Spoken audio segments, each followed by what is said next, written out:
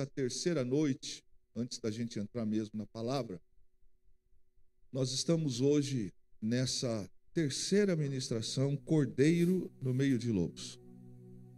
E eu tenho dito isso em todas as noites dessas de domingo, que aquilo que o Espírito ministrou ao meu coração é para falar sobre fé.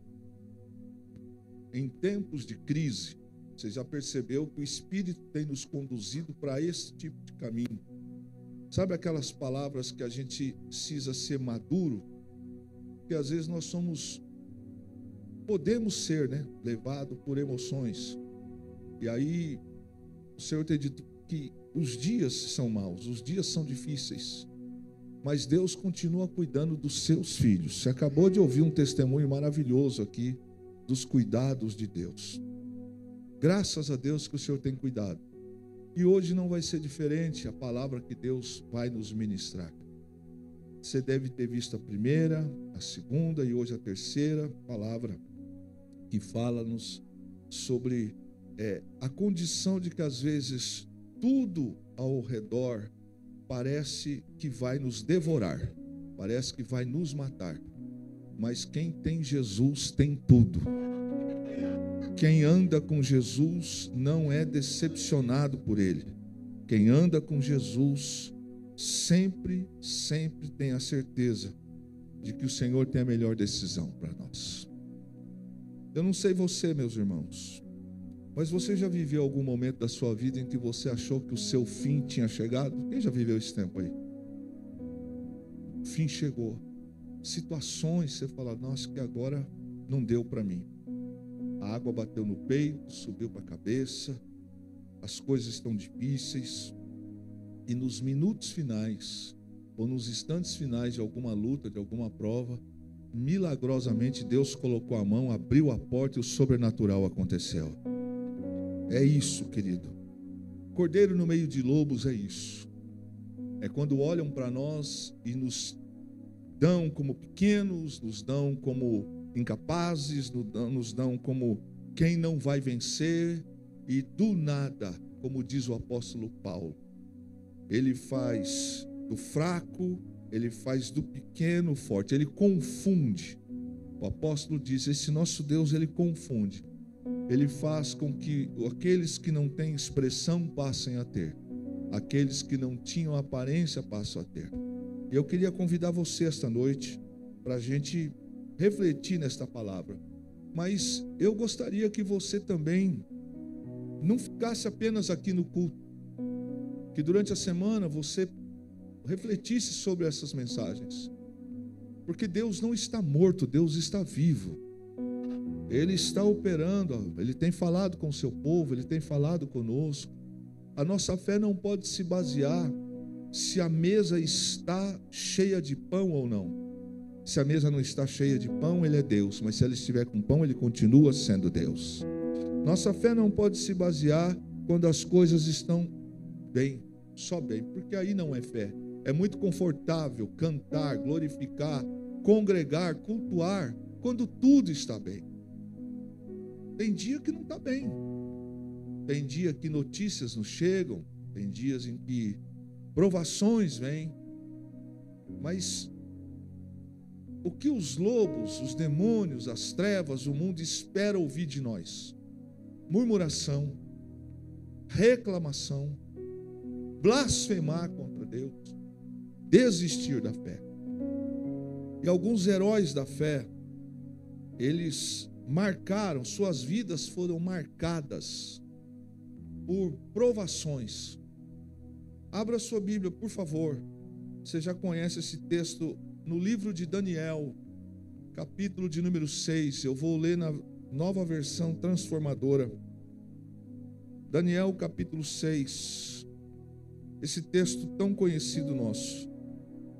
O rei Dário resolveu dividir o reino em 120 províncias e nomeou um alto funcionário para governar cada uma delas.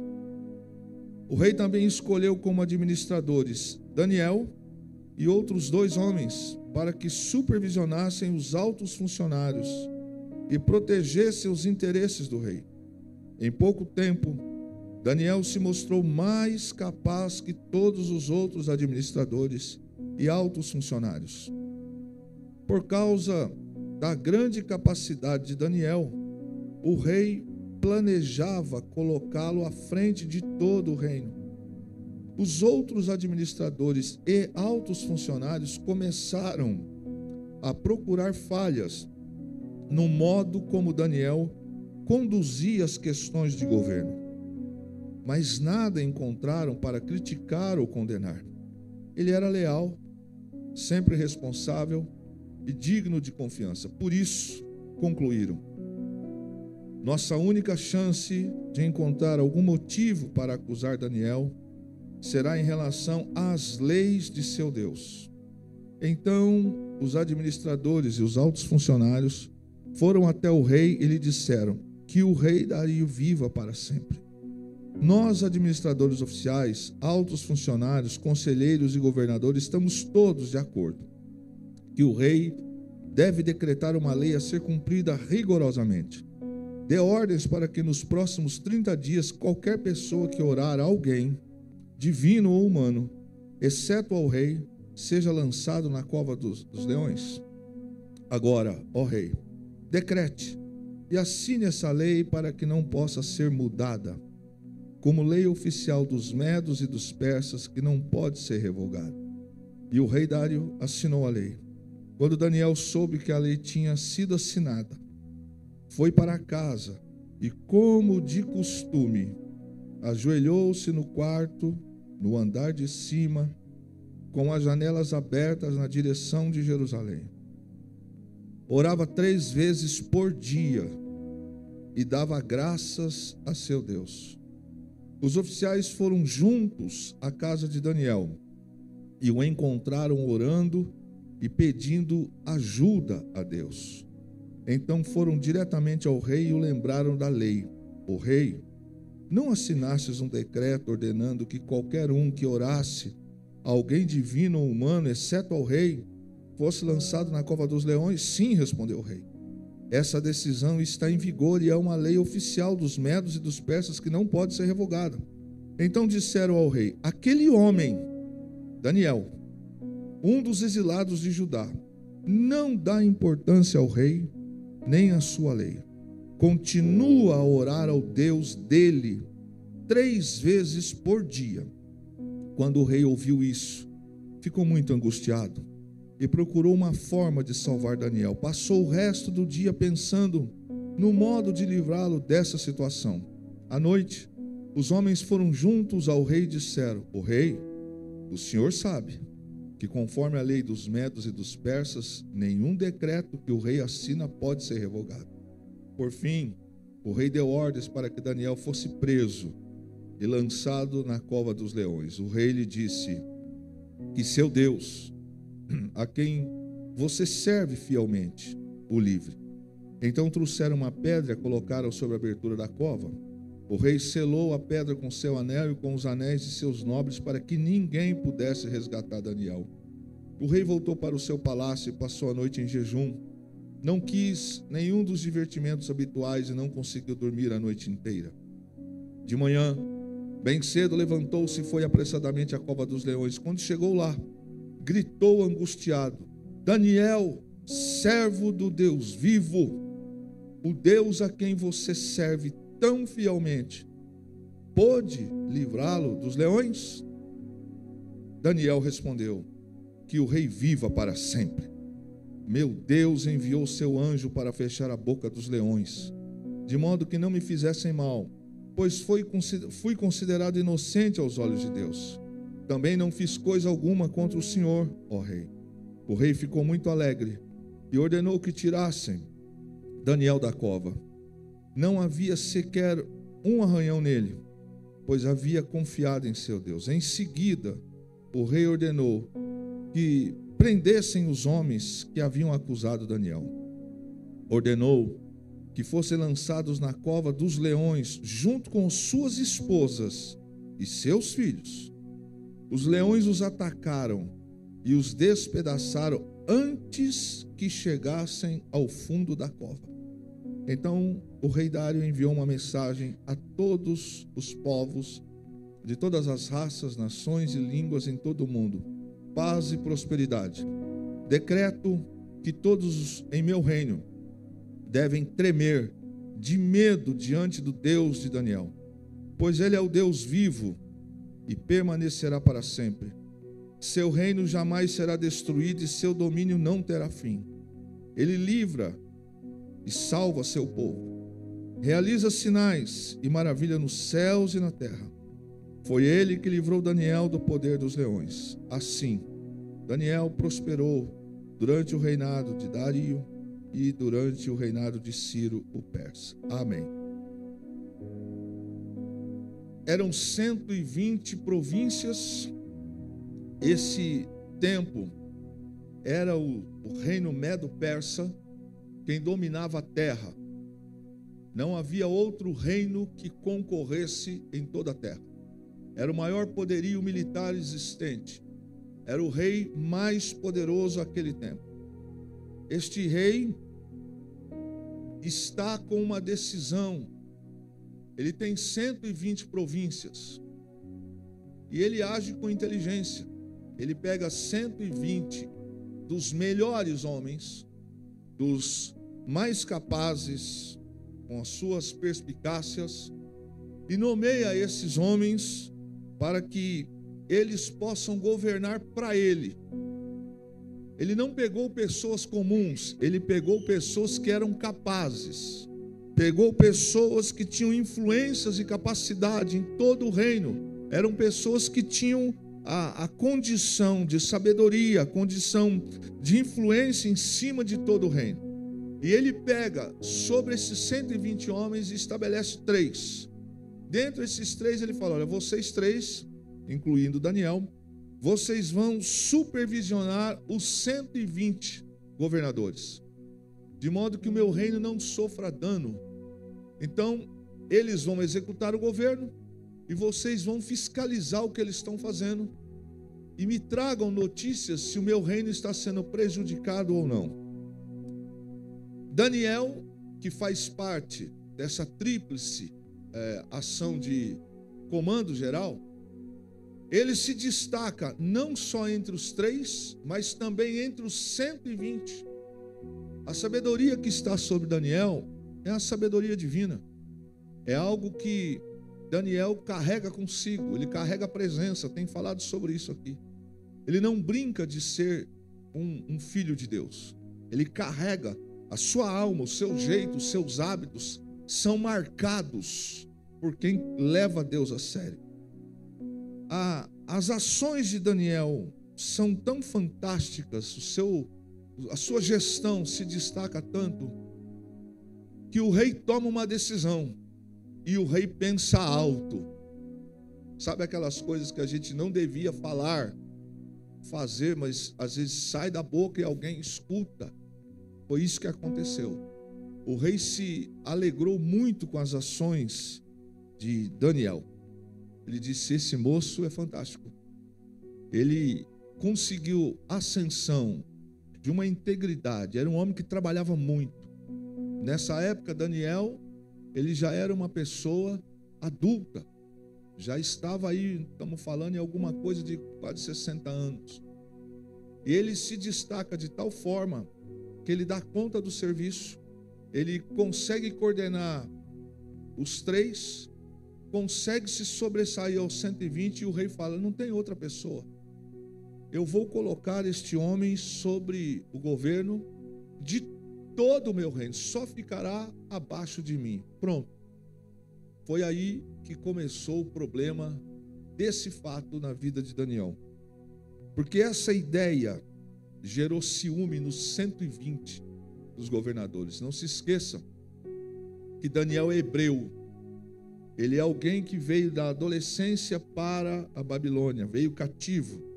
E o texto diz que quando os seus comandados, liderados, souberam que Daniel ia ser promovido, ia gerenciar todo o reino, disseram: a gente precisa acabar com esse cara.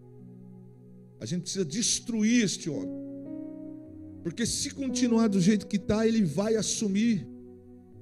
E é bem possível, talvez passasse pela cabeça deles, que Daniel, uma hora dessas, de fato, pudesse ser o primeiro comando de tudo, de todo o reino. Então eles procuram. A gente precisa achar alguma coisa para quebrar esse Daniel. Aí eles procuram em todo o caráter de Daniel. Eles vasculham a vida de Daniel de dentro para fora, de fora para dentro. Eles procuram um cisco de desvio de conduta e não acham. Eles procuram alguma coisa que Daniel tivesse enroscado. Não há suborno, não há promiscuidade, não há vantagens indevidas. Eles não acham. O texto diz que eles não encontraram nada, nem para criticar e nem para condenar. Porque Daniel era um homem de um caráter fora da curva. Ele era um homem que carregava o nome do Deus dos hebreus, o nome do Deus de Jerusalém, muito a sério. Depois de um tempo de nada ter encontrado, eles encontram 3. Isso é uma medalha, um troféu para todo cristão. Tomara que as pessoas olhem para nós, os nossos inimigos, façam acusações desse tipo. Eles disseram: olha, não tem jeito, no caráter dele não tem nada. O que eles acharam? Ele é leal, ele é responsável e ele é digno de confiança.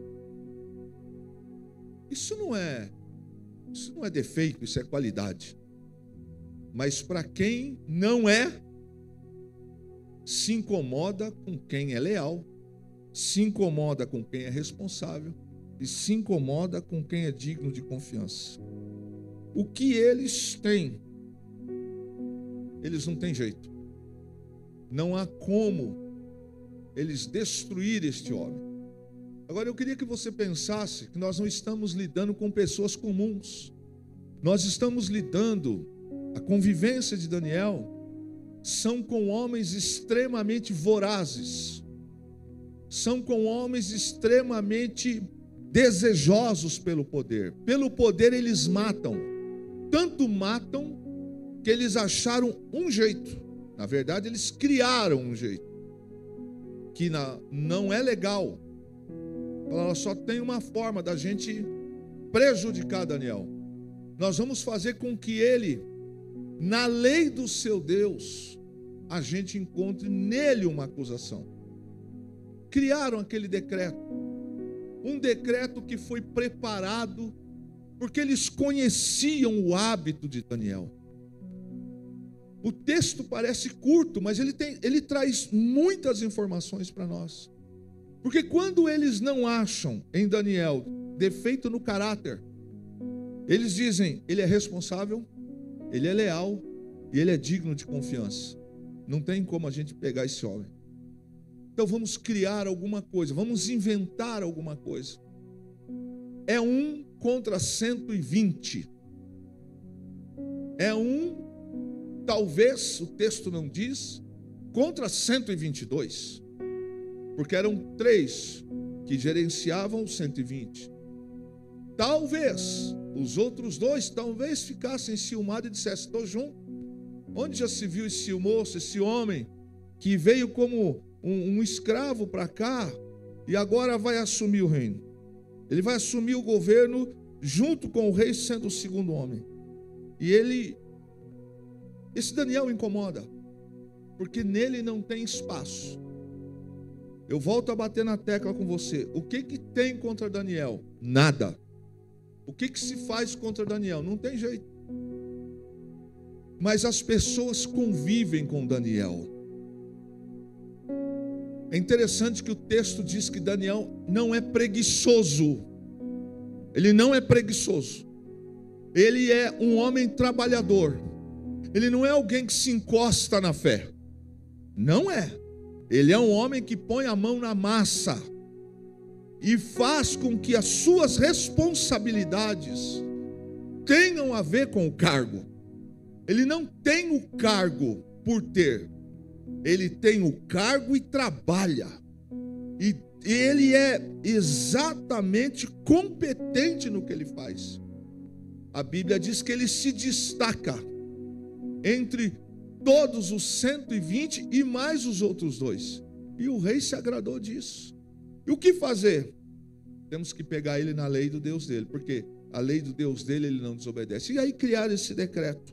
E esse decreto, você já acompanhou o texto, era para que Daniel fosse surpreendido. Mas não é isso tão certo quanto 2 e 2 é 4. Decreto assinado. O rei conhecia o caráter de Daniel, a sua integralidade, a forma como ele se comportava, mas foi levado a assinar algo sem pensar. Não fazia ideia de que aquele decreto era uma armadilha contra um homem justo. Não fazia ideia que aquilo era uma perseguição. Mas Deus, eu gosto muito desse texto. Deus não folga com a injustiça, irmãos. Deus não folga. O que significa isso? Que diante das injustiças que nós sofremos, que você sofre, na nossa ótica pode estar demorando. Na nossa ótica parece que nós estamos perdendo. Do nosso jeito de pensar, parece que Deus não viu ou não percebeu o que está acontecendo de injustiça com a gente. Você já passou por isso? Quem já passou por isso? A pressão veio e você falou, não é possível. Isso não é verdade, eu não falei isso, eu não fiz isso. Eu não agi assim. Pois bem, foi isso que aconteceu com Daniel. Ele nunca teve o desejo de desobedecer o rei. Pelo contrário, todas as vezes que ele inclusive é usado para falar com os reis, ele passou por 4, ele respeita, até para dar uma palavra de condenação, ele fala, ó rei meu senhor, assim diz o Senhor. Ele é firme, ele dá a palavra conforme Deus fala com ele. Só que agora, a convivência daqueles homens, eles sabiam que esse Daniel não cumpriria. Eles sabiam que Daniel jamais deixaria de orar para o Deus de Jerusalém, o Deus de Israel, para orar e colocar alguma outra pessoa, homem ou divindade, no lugar do Deus de Israel. Por quê? Porque o texto diz, e eu estava relendo esse texto em casa, e aqui eu preciso dizer uma coisa para você e para mim, que às vezes quer se justificar por que não congrega, ou por que não vem em EBD, ou por que você não ora, ou por que não lê Bíblia. Porque um homem que é chefe de governo do mundo, que governa 120 governadores do mundo, que faz parte ainda de uma comissão com mais 2, segundo a Bíblia, ele acha tempo para orar 3 vezes por dia. Irmão, não dá para a gente inventar desculpa. Não dá. Se um camarada que é bem sucedido no que ele faz, ele acha tempo para orar à tarde, de manhã e no horário de almoço. Está na Bíblia. E o trabalho não foi motivo para Daniel parar de orar, falar, eu não tenho tempo para orar. Porque você não vê, está fazendo isso, fazendo aquilo, não sei o que. Por que isso hoje? Não, ele falou oração.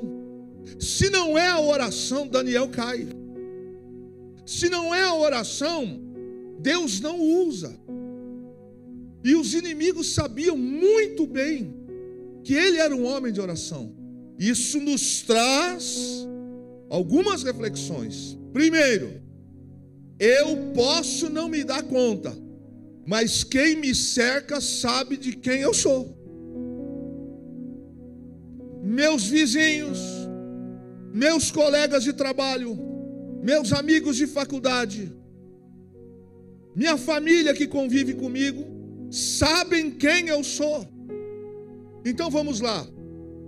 Alguém que governa, que secretaria, um ministro de Estado, que tem que prestar conta para o rei de tudo que os homens estão fazendo, porque senão ele, Daniel, também pagaria. Você não, querido, ele tem que trabalhar. Ele tem que trabalhar. E esse homem trabalha. A Bíblia diz que ele trabalha tanto, ele é bem sucedido, ele é competente no que faz, que o rei diz: eu preciso colocar esse homem numa posição maior. E aí o texto diz que esta conduta de Daniel, de orar, foi exatamente a armadilha que tentaram armar para ele. Só que quando esse decreto é assinado, o que Daniel fez diante da lei que foi assinada? Ele continua íntegro, irmãos. A cabeça foi colocada a prêmio. O texto diz que ele orava no andar de cima da sua casa, com as janelas abertas, e as janelas da casa dele eram apontadas, direcionou-as para a cidade de Jerusalém. Daniel tinha um princípio, ele continuou, mesmo com o decreto, ele continuou orando 3 vezes ao dia. E o que é mais interessante, não fechou as janelas. A minha pergunta para você essa noite: o que você faria? Ruth, o que você faria? Fecharia a janela? Continuaria orando? O que faríamos? O que nós faríamos? Esses homens só precisavam do decreto. Decreto assinado, horário marcado, falou: vamos à casa de Daniel. E valia, ali entrou em eficácia o testemunho pessoal deles. Chegaram lá, janela aberta, lá estava Daniel. O texto diz de joelhos, orando. E o texto diz que ele orava dando graças. Ei, irmão, seu pescoço estava a prêmio, ele está dando graças em primeiro lugar. E em segundo ele estava pedindo para Deus: me ajuda. Não era uma oração de desespero, não eram orações de quem está fora de si, mas era oração, primeiro, oração de ação de graças. E oração para Deus lhe dar o livramento. Diante do fato, a pressão desses homens não mudou o caráter de Daniel. Daniel não deixou de orar. E Daniel também não fechou a janela da sua casa para que as pessoas parassem de ver. É interessante isso, porque por pouco, diria que coisas inferiores a isso, nós paramos de orar. Talvez não todos vocês, talvez eu. A temperatura ficou um pouco mais quente, não dá. A dificuldade chegou, desespero. Mas eu orava antes da luta. Agora chegou a luta. Eu cantei agora há pouco aqui no culto, cantei a semana passada, cantamos, mas não tinha luta, pastor. Não tinha perseguição, pastor, mas agora chegou. Esses 120 homens, ou 122, eram homens com sangue nos olhos para ver a morte de Daniel. Eles estavam certos, matamos Daniel. Esse leão, ou os leões que estavam lá, eles não eram alimentados nos dias em que poderia ter algum tipo de sacrifício. Óbvio que quando aquele decreto foi assinado, uma ordem já foi dada: pare de alimentar os leões, porque se eles estiverem cheios, não vai ser de imediato que Daniel vai morrer. Então, obviamente que aqueles leões estavam famintos, porque esse era o destino, que aqueles leões, quando naquela cova fossem liberados, ali então eles acabassem com Daniel. Mas é interessante, que uma das observações que a gente encontra no caráter de Daniel e no ministério de Daniel é que ele é crente, diferente dos outros profetas. O ministério de Daniel não é na sua terra natal, é no meio de povo estrangeiro. É longe de Jerusalém, até porque Jerusalém foi dominada. E ele consegue exercer o seu ministério no meio de hostilidade, de gente que não gosta dele, de gente que quer acabar com ele, de provações que vieram sobre ele, de tentações que vieram. Mas o pior, ele consegue ser um profeta, ele consegue exercer o ministério no meio de povos estrangeiros. Ou seja, ele poderia se curvar para a circunstância, mas ele se manteve no meio de um povo hostil, no meio de estrangeiros. O caráter não foi contaminado. E isso fala muito conosco.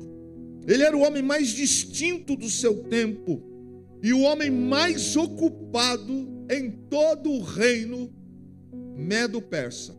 Ele era o homem público que mais trabalhava, mais ocupado.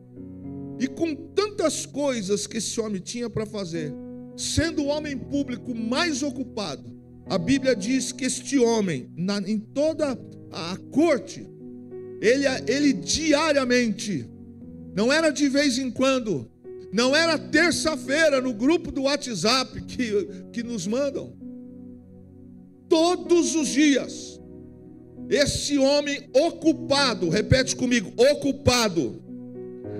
Olha para o teu irmão do lado atrás, olha sério e fala: entendeu, irmão? Ocupado. Não, esse ocupado aí você está morrendo de medo dele ficar. Olha de novo e fala: ele era ocupado. Irmão, depois dessa de hoje aqui, ou a gente se converte ou não. Ele era ocupado. Você lembra de Neemias? Que quando o rei olha para ele e vê o semblante de Neemias entristecido, o rei fala: que semblante é esse que você está?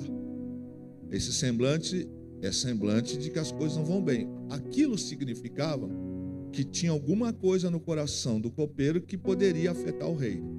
Em analogia, Daniel tinha que apresentar perfeitamente as coisas para o rei, porque senão era a cabeça dele que ia morrer, era dele que ia rolar. Agora, meu irmão, esse homem era público, um homem público, ele tinha uma função pública dentro da Babilônia, um hebreu dentro da Babilônia, que tendo deuses pagãos na Babilônia, que tendo hostilidade dentro da Babilônia, que tendo inimigos dentro da Babilônia, que tendo muito trabalho e ter que prestar contas. Não é assim, vai trabalhar e não tem que dar produtividade. Ele tem que dar produtividade. No meio de toda essa pressão, este homem, ele exerce as suas funções e ele ainda ora todos os dias, de manhã, ao meio-dia e à tarde. Nos olhos dos babilônicos, ele era o homem mais importante depois do rei. Irmãos, vamos aqui ser bem realista. Oraríamos 3 vezes ao dia? Vamos só responder não. Será que se fôssemos hoje secretário de governo do estado de São Paulo, ou ministro de alguma função pública, ou secretário do município de São José, a pergunta é: será que nós hoje oraríamos 3 vezes ao dia, ou poderíamos dizer: eu entro 7 horas no serviço, pastor, eu tenho 1 hora de almoço, pastor, e eu saio 5 horas, eu tenho um monte de coisa para fazer. Pois é, mas por mais que a gente possa falar, Daniel tinha no mínimo 1000 graus acima, a mais, de coisas para fazer, de pressão, de responsabilidade. E ao contrário da gente, deu ruim, cabecinha rolou. Aí eu olho para a Bíblia e vejo esse homem que diante de tudo isso, diariamente, ele está em oração. E aí, meu irmão, esses 120 desses homens sanguinários se incomodam com isso. Agora, o que é interessante, que o texto vai dizer que apesar da pressão, apesar dele ser conhecido na Babilônia, apesar dele crescer aos olhos da Babilônia, apesar dele crescer diante de todo o reino medo-persa, o interior de Daniel continuava leal. O poder não mexeu com ele, o status não mexeu com ele, ser o comandante de 120 governadores não mexeu com ele. Ele cresceu diante dos homens, mas a Bíblia diz que interiormente ele continuava o mesmo Daniel, leal, responsável e digno de confiança. Geralmente, não é isso que acontece com os homens. Geralmente, o sucesso externo diminui a integridade interna. Geralmente, quando crescemos externamente, diminuímos espiritualmente. Não são todos, mas geralmente as maçãs douradas começam a ter mais valor do que a intimidade com Deus. Estou crescendo, estou ganhando dinheiro, estou ganhando medalha, estou prosperando, a vida vai bem, está tudo bem. Geralmente é isso que acontece, mas com Daniel não foi, porque apesar dele ser o homem mais conhecido depois do rei, no reino medo-persa, ele não mudou o seu interior, ele continuou sendo o homem que orava 3 vezes ao dia. Aí é interessante que ele manteve-se leal, porque a Bíblia diz que ele orava com as janelas abertas em direção à cidade de Jerusalém. Por que ele orava? Porque Jerusalém era a cidade dos seus pais, a cidade da onde ele foi deportado. E ele ora também com as janelas abertas, porque em Jerusalém o templo está em ruínas. E lembra-se de Salomão, que quando ele ora, e Deus visita Salomão e fala: todo aquele que quando estiver fora daqui, passando por isso, por aquilo, que levantar as suas mãos e orar em direção, eu ouvirei. Para Daniel, ele está vivendo num país hostil, num povo hostil, no meio de lobos que querem ele matar, no meio de pessoas que têm inveja dele, mas ele não deixa de orar. Agora, outra coisa, as janelas, porque para nós parece que não tem sentido, mas tem sentido. Ele não ora com as janelas fechadas. E o seu trabalho, escute bem, não é motivo para ele não estar orando. E as janelas abertas vai fazer sentido daqui a pouco. Por que ele ora com as janelas abertas em direção a Jerusalém? Porque se ele não ora com foco naquilo que ele crê, se ele não se abastece daquilo que ele crê, nada mais faz sentido. Eu posso ganhar dinheiro, eu posso me formar, eu posso estar bem, mas se eu perder o foco na minha Jerusalém celestial, eu me torno um homem pequeno, porque eu perdi o meu foco. E é interessante que ele ora com esse sentido. E é interessante também, porque sem que ele imagine, os seus inimigos lançam um tributo em cima dele. Qual é? Esse camarada, ele é fiel. Não é crente falando da gente, é endemoniado falando. É gente que odeia, dizendo: ele é fiel. Ele continua orando de janelas abertas 3 vezes ao dia. E o texto vai dizendo que quando eles vão à casa, eles constatam: ele continua orando. Sabe, irmãos, eu estava pensando e chegando a uma conclusão para compartilhar conosco essa noite, com todos nós. Quem é que incomoda as trevas? Quem ora, quem é fiel e quem é responsável. Quem não ora, quem não é fiel e quem não é responsável, pode relaxar. O diabo está, ó, você está de bem com o inferno. Você não incomoda. Eu não oro, eu não sou fiel e eu não sou responsável. que papo é esse de estar cheio do Espírito Santo? Tenta me convencer. Tenta me explicar. Eu não oro, não sou fiel e não sou responsável. Então quem é que incomoda Daniel? Quem é que se incomoda, melhor dizendo, com a vida de Daniel? Ou por que as pessoas se incomodam com Daniel? Porque ele é um homem de oração, ele é um homem fiel e ele é um homem responsável. Então quem não ora, quem não é fiel e quem não é responsável, relaxa, calma, Beth. Você está bem. Por quê? Porque o inferno não vai ter problema com quem não é inimigo dele. Agora, uma coisa a mais esse texto também nos mostra. Quem tem orado aqui por algumas causas há um determinado tempo, há 1 ano, 6 meses, 2 anos, 5 anos, levante suas mãos. E quem não está orando, graças a Deus, então que você não tem problema, não tem nada. Então ore por almas serem salvas, já que vocês não têm por que orar. Mas sabe o que eu olho para esse texto? Tempo de oração. Tempo de oração. Tem oração que a gente está orando talvez há 2 anos e ainda não há resposta, não houve resposta. Mas segundo o texto, o tempo em que passamos em oração não é tempo perdido. Não é tempo perdido.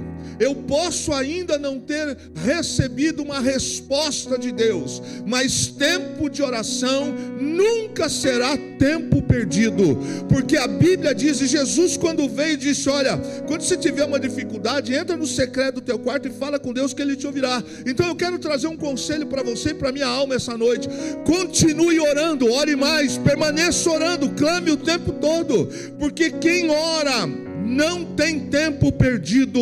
Veja que esses homens acharam em Daniel o quê? Um homem de oração, um homem de fidelidade e um homem que era responsável.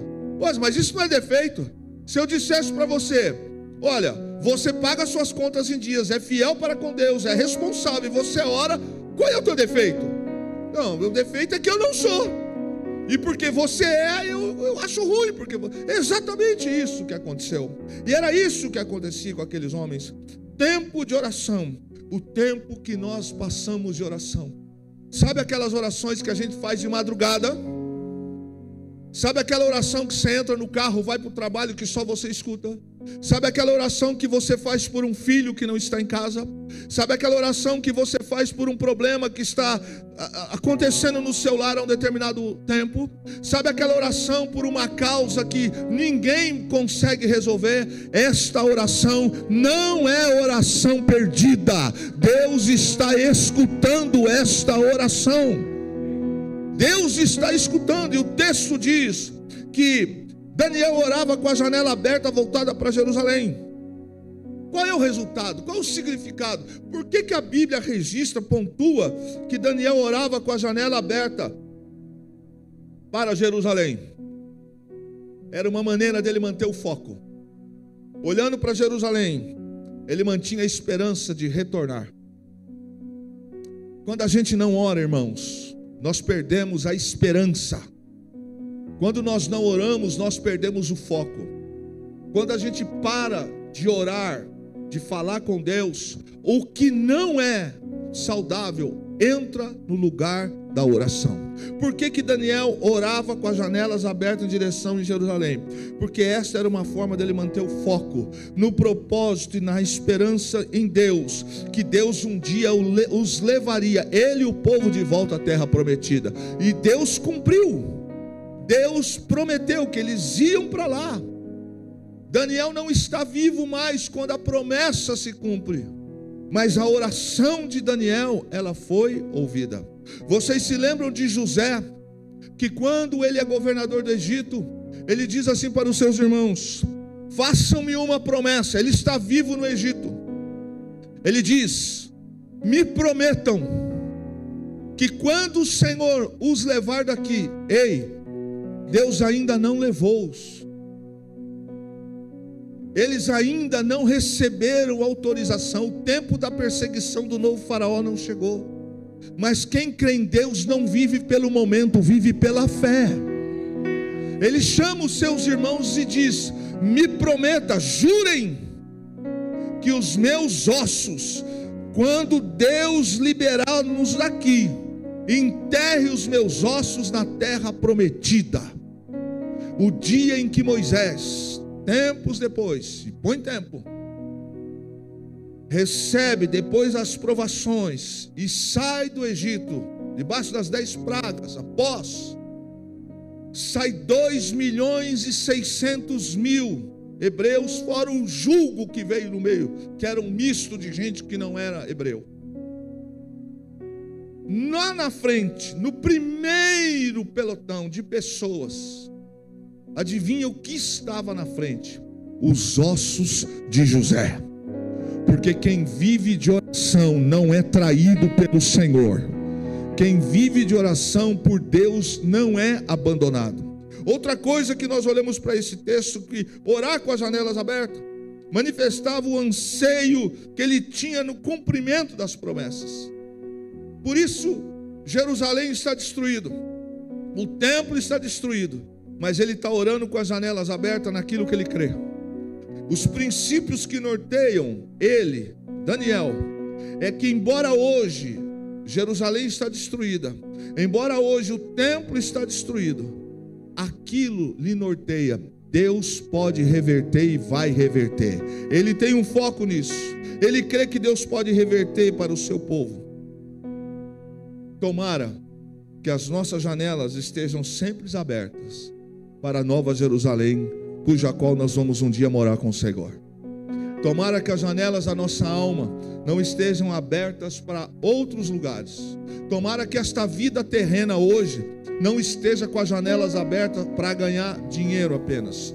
Tomara que as janelas abertas da nossa vida não estejam abertas para coisas e Deus não esteja em primeiro lugar. O texto nos mostra que esse decreto proibia que Daniel orasse, mas mesmo com esta proibição, ele continua a orar. E não só continua a orar, como ele também mantém a janela aberta. Quando ele mantém a janela aberta, ele está demonstrando fé e está demonstrando esperança. Ele não fecha a janela e ele não para de orar. Ele poderia ter fechado as janelas, porta trancada, e alguém batesse na porta: Daniel, o que você está fazendo? Ele poderia: eu estou deitado, estou descansando, porque a janela estaria fechada. Só que as janelas da casa dele continuavam abertas. E ele não escondeu que ele orava e para onde estavam apontadas as janelas. Sabe, querido, o texto diz, é como Judas, que são as pessoas que cercavam Daniel, que armaram contra Daniel. Você lembra que os guardas, o sinédrio, quando corrompe Judas, ele fala: quem é? Ele fala: aquele que eu o beijar. Aquele é o Messias. Esse é o Mestre que se identifica como sendo o Filho de Deus. No dia em que o decreto foi assinado, foi só esperar. Decreto assinado, tudo pronto. Vamos à casa de Daniel, está na hora. Esse é o horário que ele ora. Foram até lá. Quem é que sabia que Daniel estava orando e orava 3 vezes? As pessoas que cercavam Daniel, as pessoas que estavam próximos a Daniel. Sabe, eu queria compartilhar uma verdade com você. Nem todos que nos cercam nos amam. Nem todos. Tem gente que nos cerca, mas não nos ama. Convive. Conviver é diferente de amar. Daniel convivia com estes homens, mas esses homens não amavam Daniel. Primeira oportunidade, por vingança, o que eles fazem? Vamos até lá. Ele era cercado por pessoas, mas essas pessoas não eram seus amigos. Ele era cercado por 120 dos melhores homens, mais sábios, mais inteligentes, mais competentes, iguais num parâmetro com ele. Lógico que ele se destacava, mas essas pessoas que cercavam Daniel, elas não eram pessoas de confiança e nem amavam Daniel. Às vezes a gente confia tanto em quem está ao nosso lado, nos cercamos de tudo isso. É um aviso para nós: cuidado. Porque nem todo mundo que nos cerca nos ama. Nem todo mundo que nos cerca são nossos amigos. Quem é que levou Judas? Quem é que levou os guardas até o jardim? Judas, o amigo. Nesse caso, quem foi que sabia o local aonde Daniel estaria orando com as janelas abertas? Os que o cercavam. É interessante nesse texto, que ser leal, responsável e digno de confiança, às vezes, para quem nos cerca é defeito. A sociedade hoje está assim, o mundo está assim. Ser leal, honesto, íntegro, responsável é defeito para muita gente. Às vezes, não é o que você faz, mas é justamente o que você não faz é que lobos tentarão te dilacerar. É porque você não vai para a roda,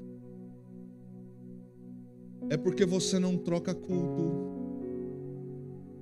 é porque você ama a palavra de Deus, é porque você não negocia princípios. Não é por aquilo que você não faz que os lobos querem te dilacerar. É o contrário, é pelo que você faz que o diabo, através dos seus, quer dilacerar. Veja que com Daniel, não é o que ele não fazia, era exatamente o que ele fazia. Ele era fiel ao seu Deus. Mesmo tendo a vida ameaçada, mesmo sendo injustiçado, mesmo ele sofrendo um momento de conluio, eles encontram Daniel na mesma fé. A cabeça dele está a prêmio. A cova dos leões é o destino onde ele vai estar. Ele está sendo injustiçado da maneira mais absurda. Quando eles chegam à casa de Daniel, eles não pegam Daniel sentado na sala, reclamando, dormindo, descansando. Poderia, era justo.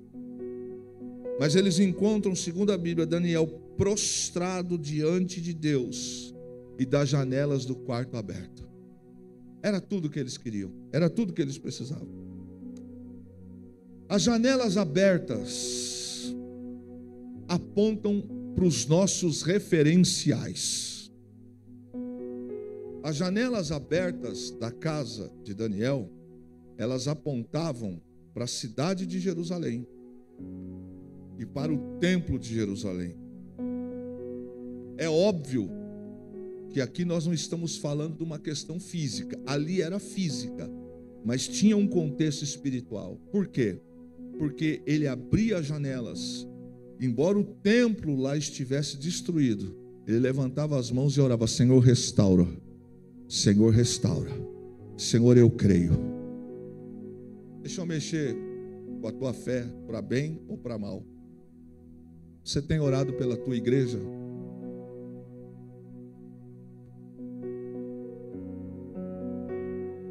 Entendeu a diferença, irmão? Entendeu? Você tem orado e consagrado a tua vida por salvação de almas? Entende que para uns a prioridade é espiritual, para outros não.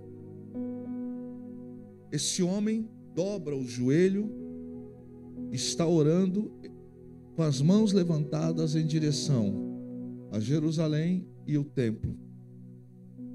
Essa questão para nós de janelas tem um significado aqui espiritual, porque para onde as nossas janelas estão abertas da vida, elas apontam aquilo que é referência para nós. Para aquilo que nós damos prioridade, aponta referência. As janelas abertas na casa de Daniel, em direção a Jerusalém, ao templo, aquilo era uma referência de fé e de esperança. Então eu quero aqui compartilhar com você, para onde estão abertas as nossas janelas, elas apontam para as referências que temos na vida. Não tem jeito, irmão, não tem jeito. 5 horas na frente de uma TV e sem tempo para orar, para ler a Bíblia é essa janela. 10 horas por dia na frente de um celular, só para viver na frente de um celular. O tempo todo gastando tempo com entretenimento, é a janela que está aberta. 7, 8 horas por dia dentro de uma academia, é a janela que está aberta. Não sou atleta, não sou patrocinado, o que justificaria isso? Para onde as janelas da minha vida estão abertas, elas mostram a referência. Não é à toa que algumas pessoas vivem pela cabeça dos outros. Elas vão comprar roupa porque as pessoas compram roupas de marca tal. Elas vão comprar bolsas porque as pessoas compram bolsas de marca tal. Elas vão comer em alguns lugares mesmo não tendo, porque as pessoas de marca tal. Hoje a gente vinha de manhã para a igreja, de manhã na escola dominical, e estava a Fernanda conversando comigo e falando de alguém aí do mundo secular que estava feliz da vida porque ela comprou a sua primeira bolsa de 40 mil reais. Eu falei, Fê, 40 mil reais, mais 17 financiamento desse carro que eu vou levar mais 3 anos e meio para pagar. As janelas abertas apontam aquilo que é referência para nós. Aquilo que eu trago para a minha vida de janela aberta é o que eu referencio. Se a igreja é importante para mim, eu vou estar orando e vou zelar pela igreja. Se a igreja é importante para mim, me explique, o que é mais importante do que um culto ao Senhor Jesus? Dia de domingo, dia importante, Santa Ceia, culto de oração, consagração. Nós temos tido aqui há 27, já para 28 anos, toda a Santa Ceia, ou quase toda, só quando a gente tem uma vigília ou algo impossível, que nós temos toda a Santa Ceia, que é uma vez por mês. Uma vez por mês. A gente tem oração aqui das 8h30 da manhã às 9h30. Sabe, querido, como anda essas orações? Assim, de Pedro, Tiago e João. Para onde as janelas da nossa vida estão abertas, elas mostram aquilo que é referência para nós. Tem gente que só se preocupa com comida. Vive pelo estômago. E a Bíblia diz que isso é um pecado. Gente que só vive por isso. A janela da alma está apontada para aquilo. O diabo é especialista. Se a janela da minha vida está apontada para pelo menos 15 minutos por dia, eu ter pelo menos 15 minutos por dia de oração, de leitura. Se a janela da minha vida está apontada para alguns minutos em pé, quando sai de casa, eu não sei você, e eu não quero me colocar como exemplo, porque eu não sou exemplo bom para ninguém. Mas esse negócio de sair de casa, levantar e tal, não sei o que, e já pega celular e faz não sei o que, acaba de acordar aquilo e tal, não sei o que, não lê Bíblia, não faz nada, não orou, entrou no carro, foi para o fone de ouvido e tal, vai trabalhar, vai para a faculdade, não sei o que. Ei, Deus ficou aonde no início do dia? Deus ficou aonde no início do seu dia? Aquele que nos fez acordar ficou aonde? É para onde a janela minha está apontada. Ah, irmãos, deixa eu dizer uma coisa para você. Eu não me esqueço, na pandemia, quando nós estávamos só filmando os cultos aqui, o culto era transmitido, era eu e na época não dava nem, eram 4 ou 5 só, era assim que nós fazíamos. Eu não me esqueço que num desses cultos nós saímos daqui, Fernando e eu, e nós fomos para casa, e na rodovia, de repente os gados entraram no meio da estrada e nós batemos de frente. Eu me lembro que quando Fernanda falou Kleber, não deu tempo dela concluir a frase. E eu bati de frente com uma vaca, um gado. E aquele animal, as patas dele vieram para o vidro, vieram para cima. Eu fiquei pensando, vamos morrer ou vamos ficar aleijado? É tão rápido, mas é tão rápido as coisas. que é um susto que a gente leva, o vidro ficou todo sujo, uma mistura de estômago dela que estourou, fezes, e o carro sem controle, deu de virar para lá. Eu senti que uma mão, quando o carro ia entrar na pista no sentido Rio-São Paulo, uma mão fez assim com o carro, jogou o carro para cá de novo. Eu não gosto de sair de casa, independente de ter orado. Eu sempre falo: Espírito Santo, me conduza, vai comigo. Para onde as janelas da nossa vida estão abertas, elas apontam aquilo que é referência para nós. Tanto Daniel quanto a sua casa eram memoriais diante de Deus. Como? Ele orava 3 vezes por dia, e a casa dele, as janelas estavam apontadas para aquilo que ele cria. A minha pergunta, ou a pergunta do Espírito Santo para nós essa noite: em nossa casa, o que identifica em nossa casa que a nossa casa é um memorial diante de Deus?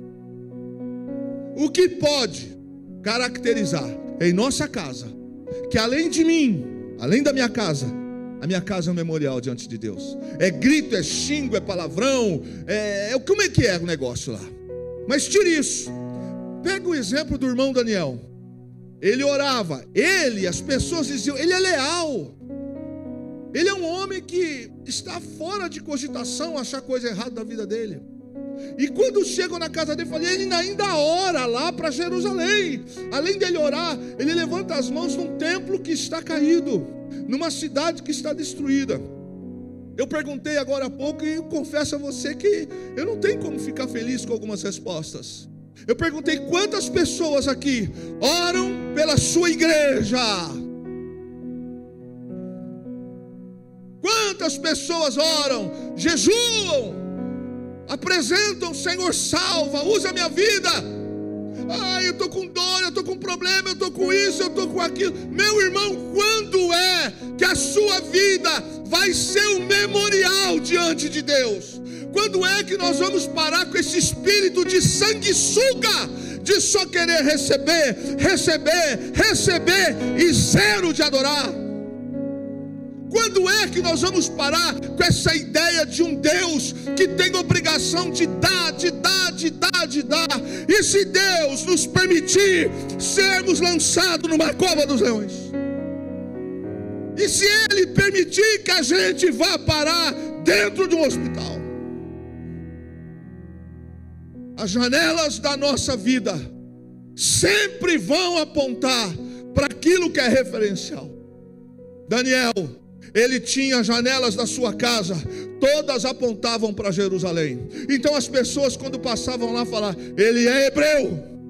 Por quê? Porque está apontando para lá. Eu quero te fazer uma pergunta espiritual essa noite, que o Espírito também já fez a mim.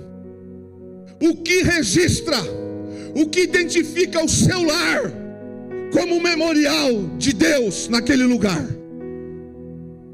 O que registra? O que as pessoas dizem quando passam em frente à sua casa? O que o diabo enxerga quando passa pela sua casa? O que ele vê? Porque para este homem, a casa e ele eram um memorial. Vocês vão me tocar?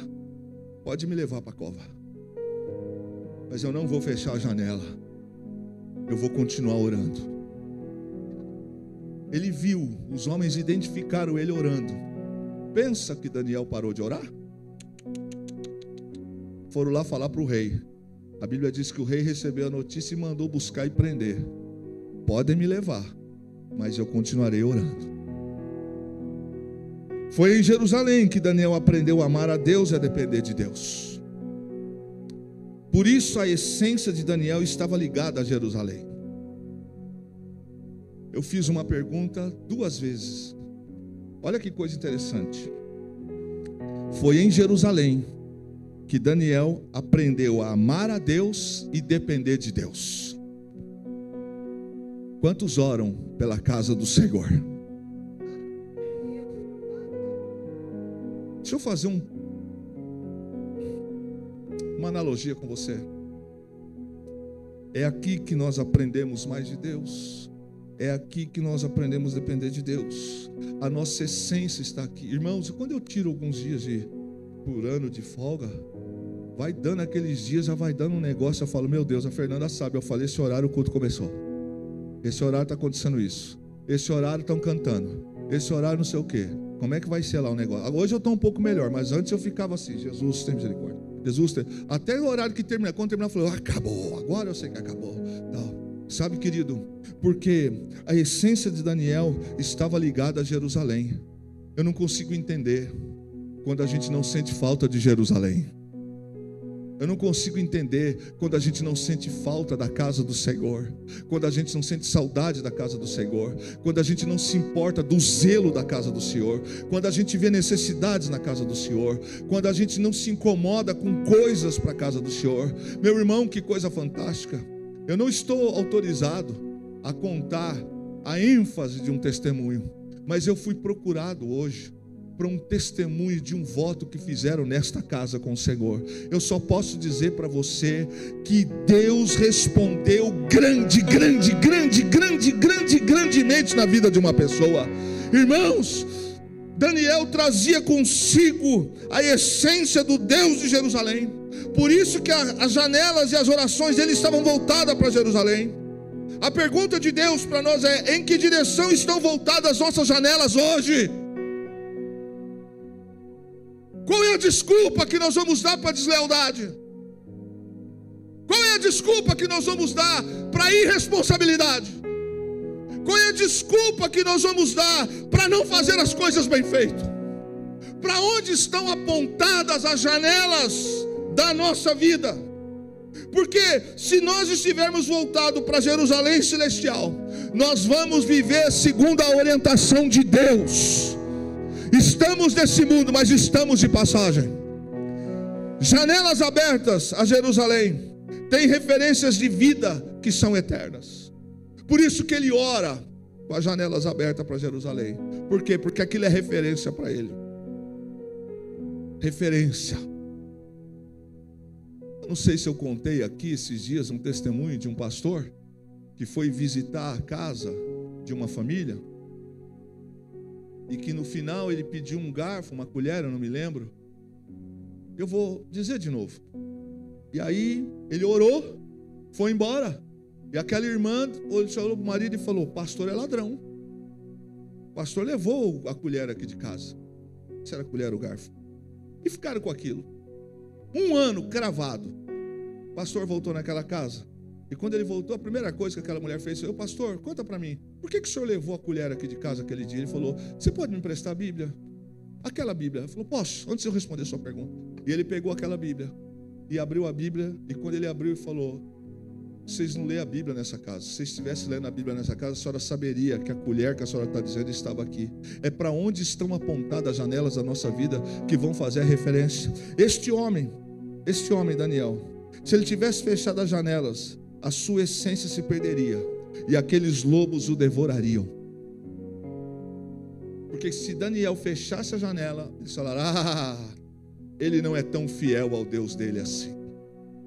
Daniel continuou fazendo e sendo o que ele era.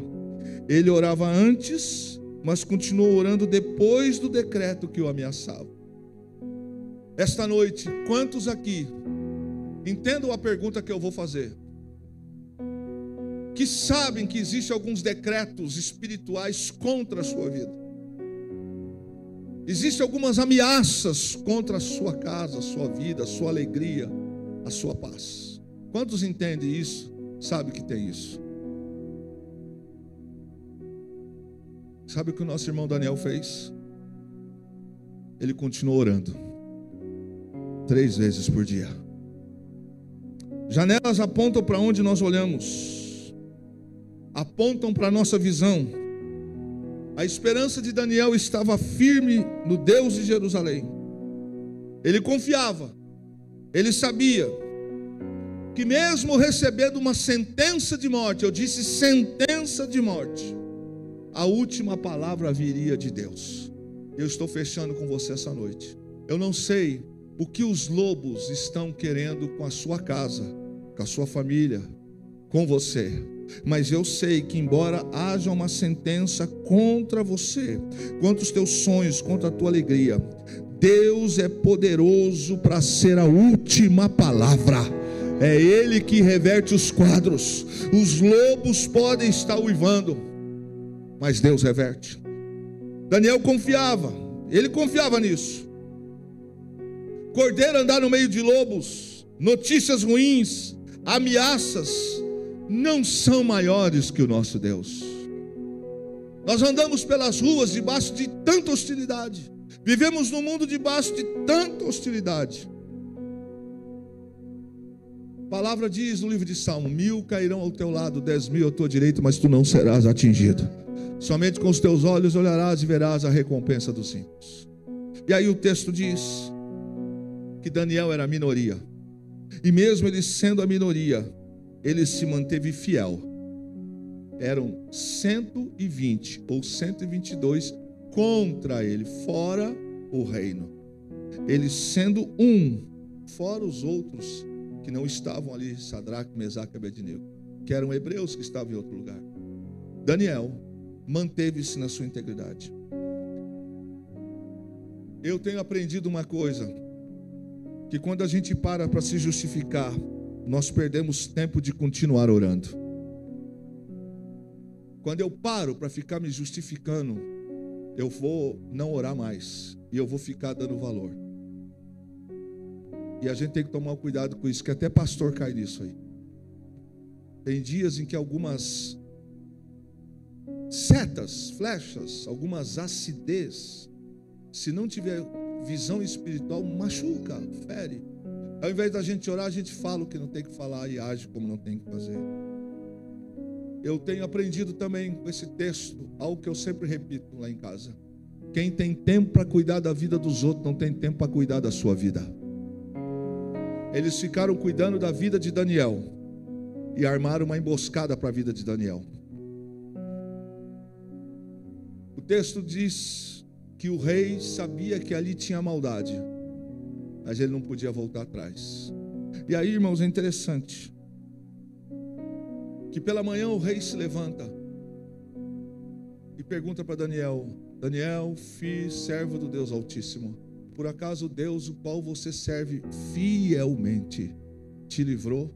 Ele disse: vive, ó rei, para sempre. Ele disse: o Senhor viu que não havia maldade em mim e nem contra ti. Naquela declaração, o rei diz: removam as pedras, tirem Daniel de lá. E segundo a Bíblia, ele sai, não tem um arranhão, não tem nada. Agora o rei fala assim: pegue os homens que acusaram Daniel e as suas esposas e os seus filhos. Olha o peso das coisas. Pegue esses homens, as suas esposas e os seus filhos, lance-os, porque eles intentaram injustiça contra um justo. A Bíblia diz que antes que os corpos vivos dos homens, suas esposas e seus filhos caíssem no fundo da cova, os leões no ar já tinham acabado com a vida deles. Esse texto, desde o dia em que Deus falou comigo sobre essa série Cordeiro no Meio de Lobo, foi o segundo texto que no mesmo dia o Espírito ministrou meu coração. Lobos sempre vão existir, e Deus sempre salvará aqueles que neles confiam. Sempre vão existir. Agora, o que eu olho para esse texto, irmãos, é algo assim que pode até parecer para alguns engraçado.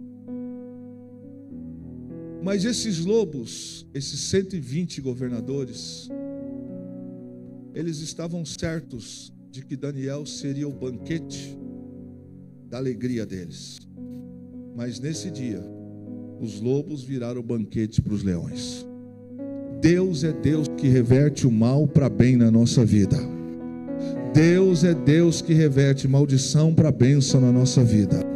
Deus é Deus que conhece aqueles que neles confiam. A gente pode estar vivendo no meio de lobos, mas o Cordeiro de Deus, Jesus Cristo, Ele, através da sua doce presença, dos seus cuidados, Ele tem cuidado dos seus filhos. E eu quero aqui terminar com você e dizer, meu irmão, eu não sei por quais caminhos, por quais lobos você tem cruzado no meio da sua vida, mas nesta terceira noite, penúltima noite dessas reflexões que estamos tendo, Cordeiro no meio de lobos, nós temos visto que o impossível se torna possível com Deus. Aonde não tem saída, Deus abre saída. Aonde tem sentença de morte, Deus transforma em vida. Aonde tem condenação, Deus transforma em libertação. Aonde tem cova, Deus faz o leão jejuar. Aqueles que planejaram mal contra Daniel, eles não encontraram em Daniel acusação, então eles tiveram que criar. Não mude a sua essência por causa da circunstância, por causa da pressão, por causa do momento. Mantenha a tua essência no Senhor. Faça como Daniel, meu irmão. Ainda que você seja apenas um cordeiro no meio de lobos, continue com a janela da tua alma apontada para Jerusalém celestial. Continue. As pessoas, depois que Daniel recebeu o decreto, ainda encontraram ele orando e com as janelas abertas, porque para Daniel as janelas apontavam para os princípios e valores que ele tem. Ele escapa. Pensa que Daniel fechou a janela depois daquele susto? É nada. Eu vou continuar orando mais, eu vou continuar buscando mais. E Daniel, o rei faz um decreto quando tira ele da cova. É interessante o decreto que ele diz assim: todo aquele que não temer ao Deus de Daniel seja condenado. Descansa a tua alma no Senhor. Descansa a tua alma no Senhor. Foca naquilo que é importante. Mantenha-se fiel. Mantenha-se responsável. Mantenha-se digno de confiança. Continue com as janelas apontadas para a tua Jerusalém celestial. Se você estava orando uma vez por dia, acho que está na hora da gente começar a ver algumas coisas. Eu não diria para você, porque essa prática de Daniel de orar 3 vezes por dia era uma prática que os sacerdotes tinham, mas ele traz. Se a gente ora mais, a gente se fortalece mais. Se a gente ora pouco, a gente se fortalece pouco. Quanto mais a gente busca no Senhor, mais os dias ruins não serão tão ruins. Eu quero desafiar você nessa penúltima noite de Cordeiro no meio de lobos. Quantos de nós que em 2025 ainda não recebemos o que estamos orando, mas alguns de nós já estão vivendo milagres que oraram esse ano porque Deus está respondendo? Cordeiro no meio de lobos, nós podemos aos olhos de muita gente. Você pode olhar para você e dizer: eu não tenho aparência, eu não tenho estatura, eu não tenho como fazer. Mas olhe para o irmão Daniel. Ele era leal, ele era responsável, ele era digno de confiança. O que a gente faz com esse Daniel? A gente só tem um jeito, é achar alguma coisa contra ele, porque na lei do seu Deus, ele não vai quebrar princípios. A cova foi preparada. Eu tenho certeza, irmãos, que se não fosse Jesus na sua vida e na minha vida, a gente já teria sido engolido. Mas a boa mão de Deus tem sido estendida sobre essa casa, tem sido estendida sobre nós, e Ele tem guardado a cada um de nós. Vamos ficar em pé, queridos? Entenda isso essa noite em nome de Jesus. Mantenha as janelas da tua vida apontada